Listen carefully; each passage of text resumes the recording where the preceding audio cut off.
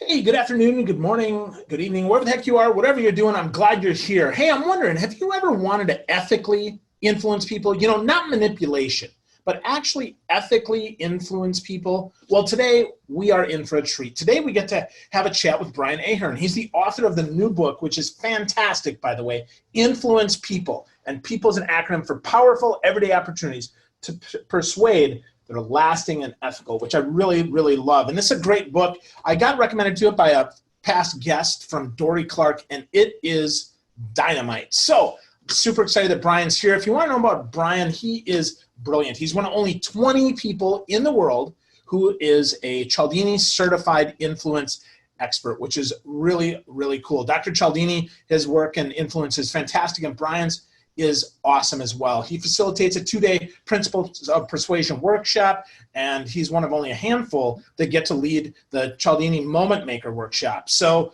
what I love about Brian, though, is he says his why is helping people enjoy more professional success and personal happiness, which comes as a result of excellent training with consistent coaching. That's how he accomplished that, which is my philosophy as well. And I'm just delighted that he's here with us today. How's it going, Brian? It's going great. It is a beautiful day in Columbus, Ohio. I told somebody it's a little slice of heaven for the other 10 months that aren't as nice. So we've got September and October are awesome in Ohio. That's awesome. Well, I'm originally from Wisconsin, so I totally can relate to that. I understand. We get 2 months in Wisconsin, too. The problem is, though, they're not consecutive. It's 3 days here and 6 there, but that happens. So that's Yep. Cool, man. So, hey, first, I got to ask you, how did you get started studying influence, and why was it important to you when you did? Well, I will try to be brief in this, but it's a pretty interesting story. I had been involved in sales training for a number of years, and somebody who had formerly worked in the department of the insurance company I was with came down and gave a video to my boss and I and said, I think you guys will like this.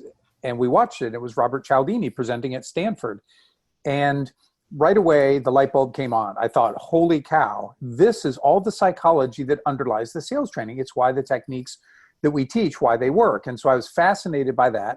I was fascinated by the fact that it was based on empirical data, wasn't somebody's good advice. I could, with confidence, go out and talk about this. And I really appreciated his stance on ethics. And he was talking about non-manipulative ways to get people to do things. I started using the video in some of the training. I'd just bring it to different offices, show it. We'd talk about the concepts.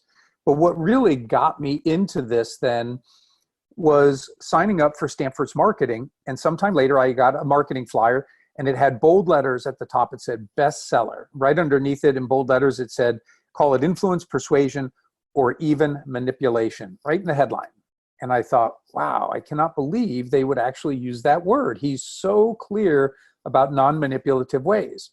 So this ethical part of me felt like it needed to be addressed, and I emailed Stanford. And I basically said this: I don't know anybody who wants to be manipulated, and I don't know anybody who wants to be known as a good manipulator. That word cannot be helping sales, but it really could be hurting. Never heard from Stanford, but sometime later my phone rang at work. It was Robert Cialdini's office calling to personally thank me for having sent the email because Stanford changed the marketing of their video. And it was during the course of that conversation that we had him come to Columbus, Ohio, speak to the insurance agents, and the rest is history. But I've often thought, Phil, that if I hadn't felt that strong about the ethics of this, I never would have sent the email. I never would have got the call. The whole trajectory of my career, and I will say life, would be very, very different.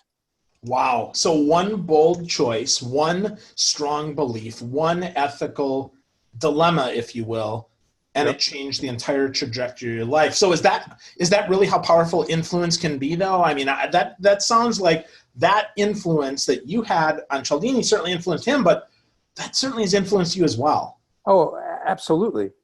Because it's like a snowball going downhill after that. I mean, I was well, when I first got to meet Robert Cialdini, he had come to Columbus. He did some speaking. I went to Arizona, went through his workshop, and he was gracious enough to have my boss and I go to dinner with him. And I could tell by everything, the look on his face, the light in his eye, his smile, as he asked the question, how are you guys using what I teach?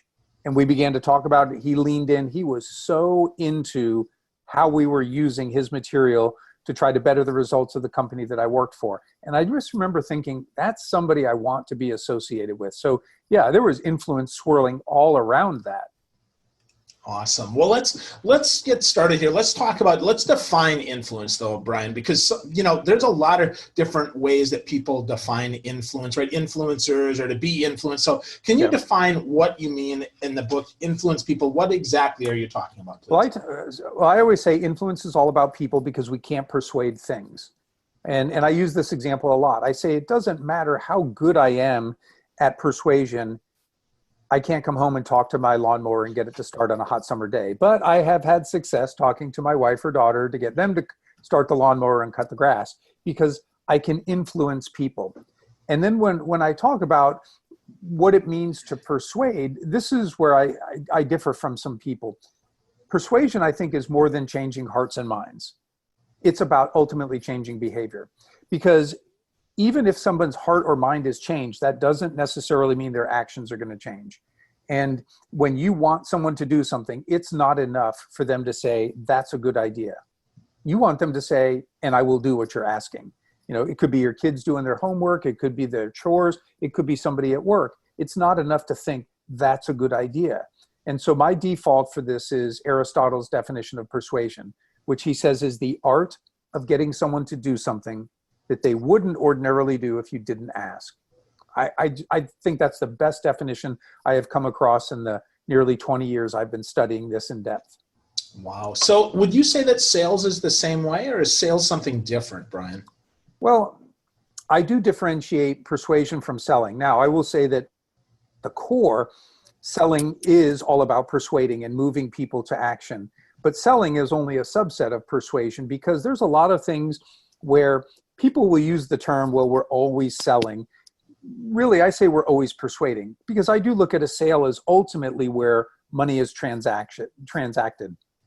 And there's a lot of people who will rebel against sales because salespeople don't always have the most positive reputation. And when you tell, for example, your employee base, everybody sells, there might be a lot of people who go, no, not me. I don't want to be a salesperson.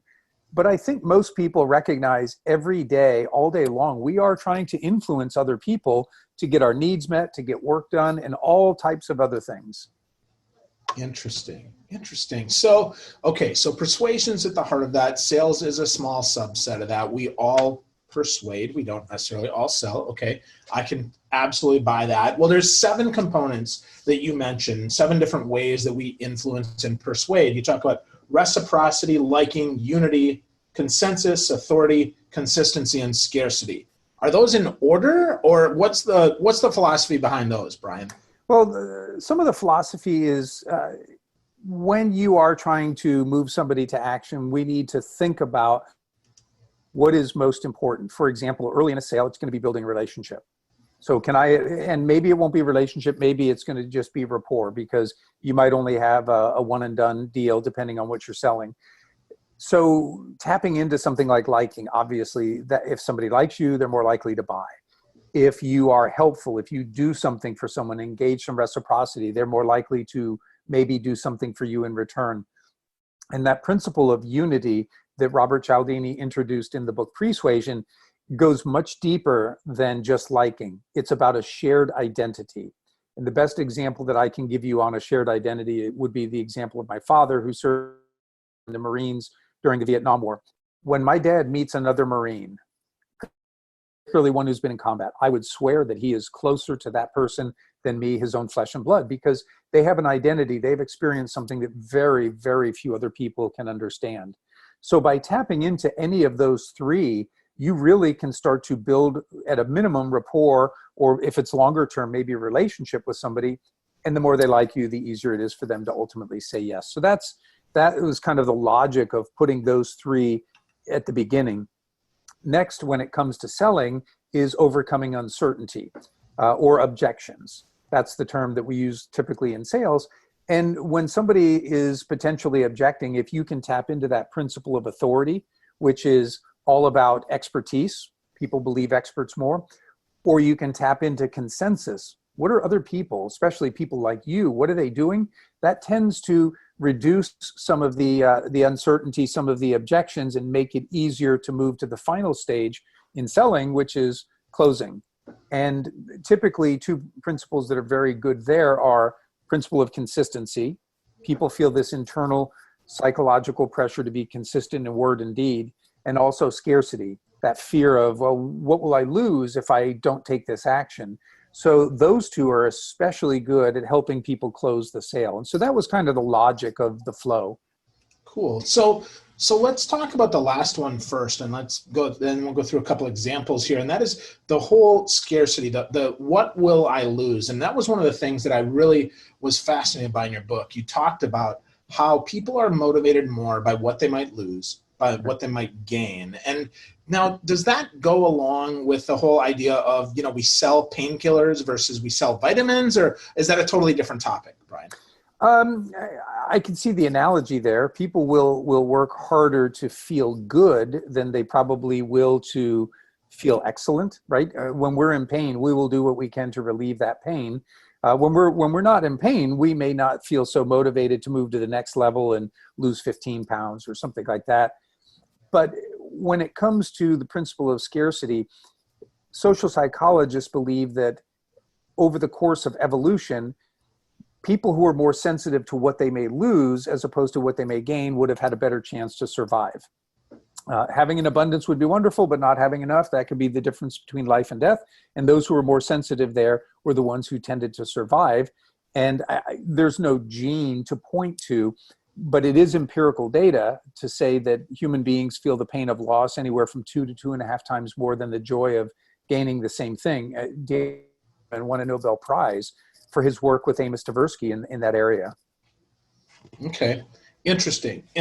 Okay, well, let's go a little deeper into the whole idea of sales influence, because I think, that's one that I know a lot of people are interested in the audience here that are talking about that. So where you talk about dress does matter. Mm-hmm. And so often we see that the trend is towards more business casual. And like for me, I wear a dress shirt and a pair of dress pants 4 out of 5 days a week. Mm-hmm. I want to dress like a VP. I want to dress like I have, I guess, some authority. So what's the psychology behind the whole dressing for that? Well, studies show that we tend to ascribe to people authority when we don't have really anything else to go on. What are some cues that are going to help us think that person might be somebody in charge? They might be somebody who knows what they're talking about. And something as simple as dress, that does convey that. If two people are saying the very same thing, and one person's maybe wearing a nice suit and the other person's wearing flip-flops and shorts, you're going to have more people believing the guy in the suit. You might say there's no rationale, and the truth might be that the guy in flip-flops and shorts might be every bit as knowledgeable, but we have been conditioned to understand that usually people who are dressed a certain way are those who are in authority. That's also why a policeman walking down the street telling you to do something might get you to do it right away. And that same person not wearing a uniform might elicit a look like, who the heck are you to tell me what to do? That makes a lot of sense. So what about psychology for ourselves, right? Psychologically, does it matter if I'm if I'm an inside sales rep and I'm on the phone, or I'm a sales development rep and I'm on the phone, right? Much like you were in insurance, and you're not out, pounding the pavement. You're not out, on your shoes, right, knocking on doors. Is there a difference, or it doesn't even matter how we dress? I think it does. The company I worked for before I left had gone to a no dress code policy. And when I say no dress code, literally a young guy, I'd seen guys come in flip-flops, basketball shorts, and tank tops. And we were located in downtown Columbus, capital of Ohio, a large insurance company headquartered. So it was like, holy cow. And that was always, just because you can doesn't mean that you should. Because how we dress also impacts how we think and feel about ourselves. And what I have noticed since we've moved to definitely in business, more casual than when I first started, which was always suit and tie or sports coat and tie. When I do put a suit on now, I really feel like it's game day. It reminds me of when I was in high school and I played football, and putting on the uniform on Friday night felt very different than wearing your practice uniform Monday through Thursday. And so I now use that as a way to motivate myself, because if I'm going to stand in front of an audience and they've given me their time and that organization has paid me, they should get something excellent in return for that. And if I feel excellent about myself, I'm going to do a better job conveying a message that can help them professionally and personally. Yeah. Awesome. I totally agree with that. I see that. That's why I dress up. Mentally, I want to bring my A game every single day. So that's really, really important for me. So when you talk, in sales, right, about influencing people, though, you mentioned that there's two things here, and I think this is interesting. One is to find similarities, which I totally get, right? I think that's really important. We need to find out what's in common, right? Maybe we both played football. We both, went to Ohio State, whatever those things are. That's important. But then this, and this one was interesting to me. I wrote this down. Find things that you can genuinely praise and compliment them on. Mm-hmm. Now, while I think that seems obvious, I want you to talk about why it's so important to be genuine in that and not just some random stupid compliment. Okay. Well, because your genuineness, when you are truly looking for something that you can compliment somebody on, what you're actually doing is not just making that person feel good and like you are convincing yourself that that's actually a good person. When I look for the good in somebody and I begin to focus on that, all of a sudden I think more highly of them. And what they end up sensing is, Brian really likes me. Brian really cares for me.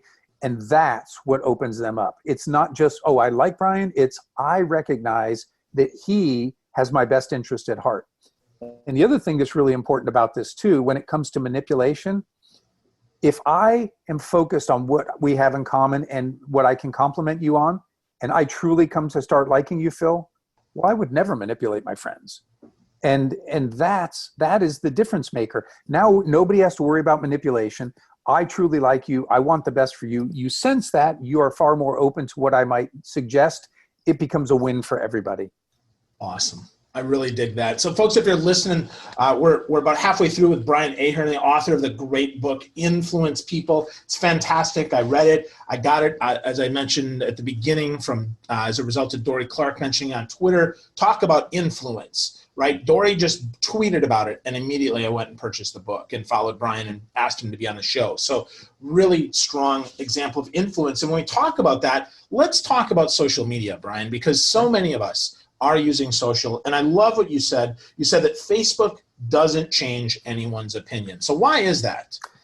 I think the reason that Facebook doesn't really change an opinion is because if you and I differ on a subject and I put something out on that and you come back with your viewpoint, it's not very likely that I'm going to say, Phil, that's a great point. I've never thought of that. I'm probably going to come right back with why I believe what I believe. And you're going to come back. It's like two people when they're pushing hands, right? You naturally push back. And what I have seen in my 10 plus years on social media is when people make that public commitment about what they believe, they are only digging their heels in further. And so you just begin to get this tug of war. I have yet to see somebody say, you've brought up some really good points, and I think that might change my opinion. But if we had a genuine conversation over a beer or coffee or something like that, where we were dialoguing, I believe in that realm, there is an opportunity for change. Yeah, I completely agree. I refuse to post about politics on social media, not because I'm not passionate about making the world a better place, but because I don't see people's opinions change. In fact, to your point, I often see just the opposite, regardless of whether we post something from the right or the left or whatever, because people have their confirmation bias. That's what they love. And then from there, then they dig in their heels and they get even more rabid about their beliefs. Exactly. And so I try to use social media. Like my Facebook is, if you and I sat down and had a beer or coffee or something like that, how I joke, the things that I talk about, my family, it would be like that. LinkedIn is much more professional. It's mostly business driven. And then Twitter can be a little bit of a mix. I use that more just to kind of get the word out to followers. But there's a distinct difference between my Facebook and my LinkedIn. Yeah, I completely agree. I feel the same way. I'm much more personal on Facebook, much more professional on LinkedIn, and definitely a blend in the middle on Twitter. And one of the things that you talk about in the book is about Twitter. And you actually talked about, also talked about Chris Brogan, who's been a guest on the show as well. But let's talk about Twitter and how the comparison trap there of I've got 2,000 followers and I only follow 138, how that feels so awkward as opposed to being nearly the same. Well, when I first got onto social media, and in particular Twitter, it was still fairly new, and I was geeky enough to read a book about it. At least my wife and daughter would say I was geeky enough to do that. But I wanted to try to figure this thing out. I didn't find it, for me personally, as engaging as LinkedIn and Facebook. But what was really clear early on, if somebody had a lot of followers, that's the principle of consensus, right? We would look at that and go, wow, if that person has a lot of followers, they're probably worth following. It's like seeing the long line at the restaurant. Oh, they must have good food. If somebody didn't have very many followers, you're like, what's wrong with them? I mean, if they really are an expert, why don't they have more people following them? And all of a sudden, people would kind of move away. It's just hardwired into us to be in tune with what other people are doing, particularly those who are like us. And so it's really, you have to pay attention to your follower, how many you're following and how many are following you. If that ratio gets way out of whack, you're just clicking and following everybody, and all of a sudden you're following a couple thousand people, but only 100 have followed you. People are going to just say, why would I want to follow somebody who has 100 followers? They're just following everybody else. And so there's a strategy to how you would want to use your social influence to increase your social influence. Yeah, that makes sense. It's also, I think, why some people buy followers to make it look like they're more influential. And then we see things like people that have a ton of followers that get absolutely zero engagement. So that disconnect, right? That's the principle, I would say, of inconsistency. People that look like they're influential, look like they have influence, and then totally do not. Well, I would make that akin to somebody who doesn't dress the part, but dresses in a way to fool you. So there's a chapter in the book on an individual named Mark Dreyer. And Mark Dreyer, when he was interviewed on 60 Minutes, said, in terms of his condo, which was several $1 million, and his yacht, which was several $1 million, he said, if you were going to interact with people who were millionaires and try to get their money, you had to look the part. So he was faking it until he could make it. And I'm not an advocate of that at all, because it was only done to deceive people. Yeah, I think that's really, really important. And a great lesson there. Don't attempt to deceive or manipulate. Instead, seek to influence. I think that's a good lesson for us, Brian. So let's take this home, right? So let's talk about influencing ourselves as we kind of wrap this up here, because I thought that was really a great piece of the book. It was near the end. You talked about how we need to use the PAVE acronym in order to have better resolutions. So talk us through that PAVE model and how we can use that to really achieve what we want to achieve for influencing ourselves. Okay. So the principle of consistency tells us that human beings, we feel this internal psychological pressure to be consistent in what we say and what we do. And we also feel an external social pressure. We just look better to other people when we keep our word. But that internal driver is the bigger one. We just feel better when we follow through and do what we say. Now, if we don't take that step and make a public acknowledgement of maybe what we want to do, get in shape, lose weight, earn more money, something like that, well, then it just stays inside of us. And there are studies that show that when you don't make a public commitment, your odds of achieving your goal are significantly less. In fact, in some of the studies, it's no better than not even making a goal. So PAVE stands for public, active, voluntary, and effort. When you make something public, all of a sudden you're on the line. The more active you are, the more invested you become in it, the more likely you are to ultimately follow through. The V is voluntary. This has to be your goal, not somebody else's goal for you. Because when somebody imposes a goal on you, you'll never own it in the same way as if you come up with it yourself. And finally, the E is the effort. The more effort you have to expend, the more likely you are to follow through. Dan Ariely highlighted this in what he called the IKEA effect.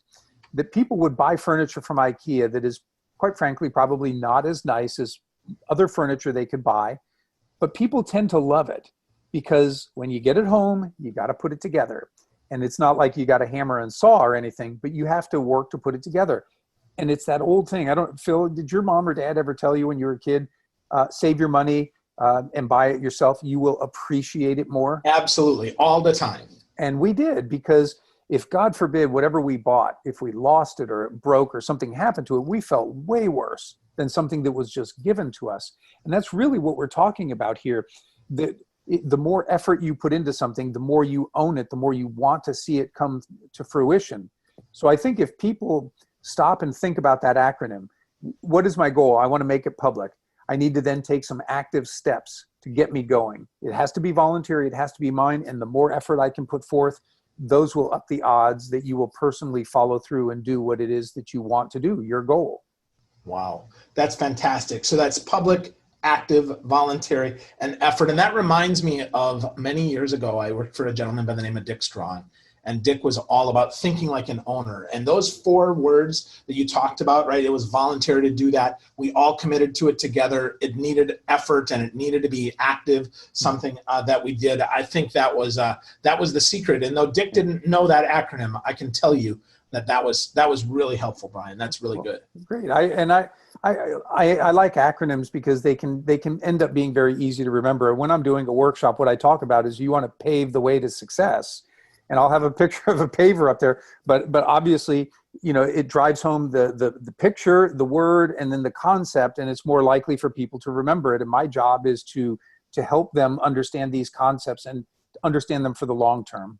Yeah, absolutely. Well, mnemonics work, right? But that's why we do those, because anything that helps us remember, especially you picture, you anchor that, you anchor the word, Yep. You anchor each piece. I mean, that just makes so much sense. So folks, if you haven't gotten a copy of the book yet, it just came out last week, actually. It's called Influence People. It's Brian Ahearn. Fantastic book. I strongly encourage you do 2 things. One, buy the book and read it.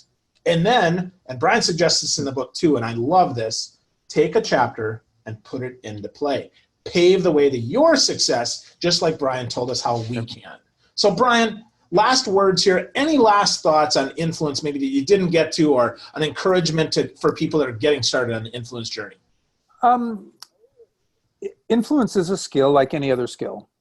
It will feel weird or awkward at first because you'll think, well, that's not how I talk, or that's not what I do. And we're not asking you to fake something, but I know whenever you're learning a skill, for example, my wife, she's a really good golfer, but when she takes a lesson, sometimes she doesn't hit the ball as well until she gets in the groove of what she's supposed to do.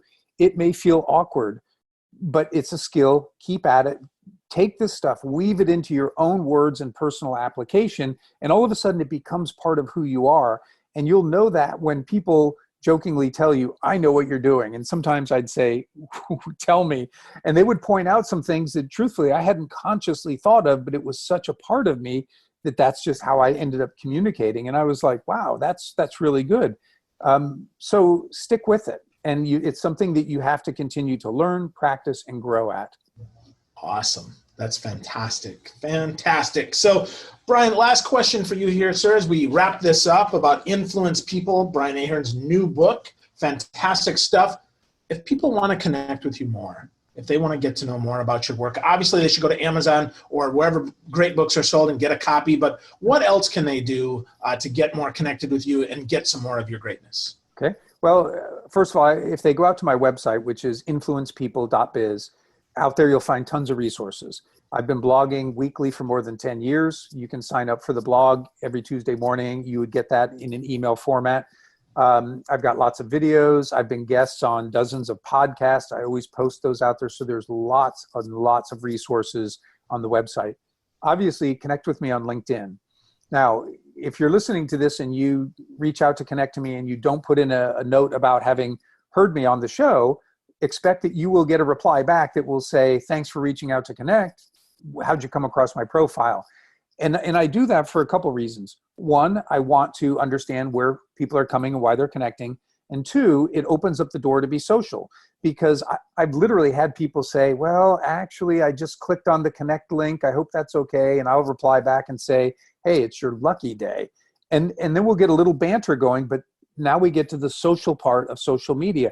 And you never know where that's going to go. So expect that you'll hear from me if you don't give me that reason why you're reaching out to connect. Awesome.